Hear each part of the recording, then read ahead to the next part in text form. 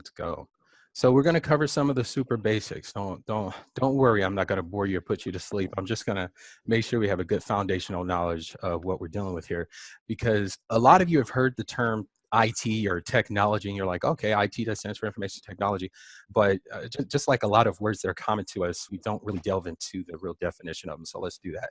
So what is IT? I want you to understand IT as information technology, but a little bit more. I mean, you see the definition there, but I want you to understand that businesses have processes, and a lot of those processes need to be automated. That's why you hear a lot of information going around about AI, artificial intelligence.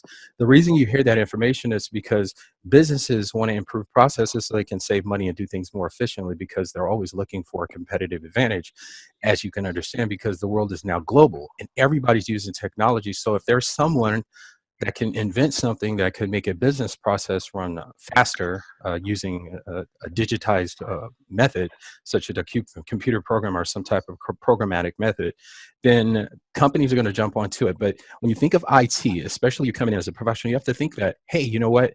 IT is me solving business processes or implementing business processes.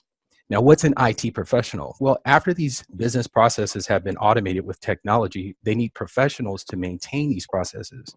And the professional could be you.